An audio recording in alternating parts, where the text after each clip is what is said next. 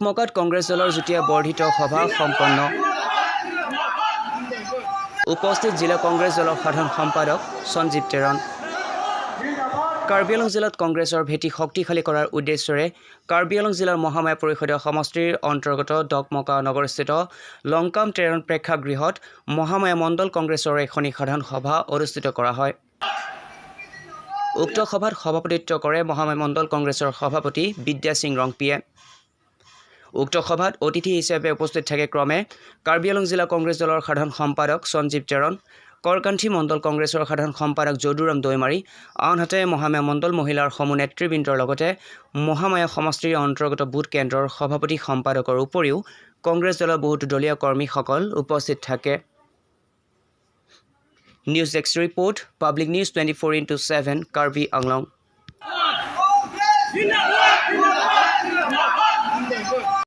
আজি দৰাচলতে এইটো আমাৰ মহামায়া মণ্ডল কংগ্ৰেছ কমিটিৰ তৃতীয় সভা আমাৰ ডিষ্ট্ৰিক্ট কমিটিৰ নিৰ্দেশত এইটো অনুষ্ঠিত কৰা হৈছে।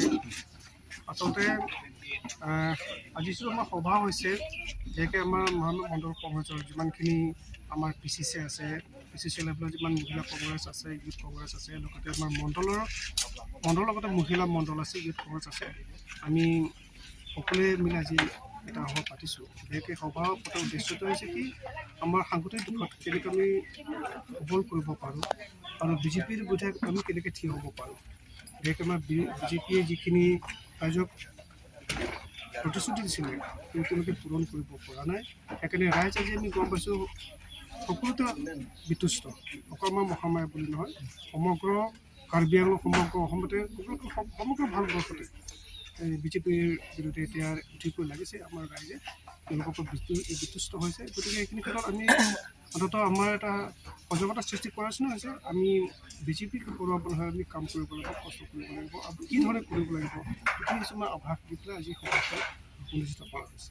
আৰু এনে কোনোবা দলৰ পৰা আজি কংগ্ৰেছত আজি জইন কৰিছে। আমি আজি সৰ্বমুঠ 21জন অৰ্থাৎ 21টা পৰিয়ালে আজি জইন কৰিছে। তাৰে BJP আছে আৰু APSC আছে।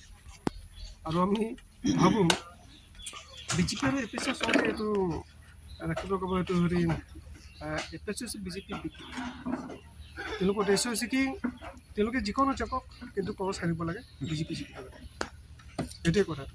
গতিকে আমি যিটো দেখিছোঁ যোৱাবাৰ যিটো নিৰ্বাচন হৈছে তাৰ পৰা আমি অনুমান কৰিব পাৰিছোঁ আচলতে APSC দল যোৱাবাৰ যিখিনি পাব লাগে পাইছে তেওঁলোকে, তাতকৈ আৰু বহুত বেছি পাব নোৱাৰে। এতিয়া ৰাইজে বুজি উঠিছে তেওঁলোকৰ যিটো আদৰ্শ, যোৱাবাৰ কৈছিলে স্বাস্থ্য অনুসূচীৰ বিষয়ে, এতিয়া আকৌ ইণ্টাৰেক্টৰ বিষয়ে কয়। এতিয়া ৰাইজে এতিয়া বুজি উঠিছে, তেওঁলোকৰ মাজতে এতিয়া হাহাকাৰ হৈ গৈছে, কাজিয়া আৰম্ভ হৈছে তেওঁলোকৰ মাজত। গতিকে এইটো তেওঁলোকৰ উদ্দেশ্যটো হৈছে কি BJPক সহায় কৰিবৰ কাৰণে APSC উঠিবলৈ লাগিছে। এই কথা আমি ৰাইজক জনাব লাগিছে। সকলোৱে মিলিজুলি কৰিব লাগিব। Thank U.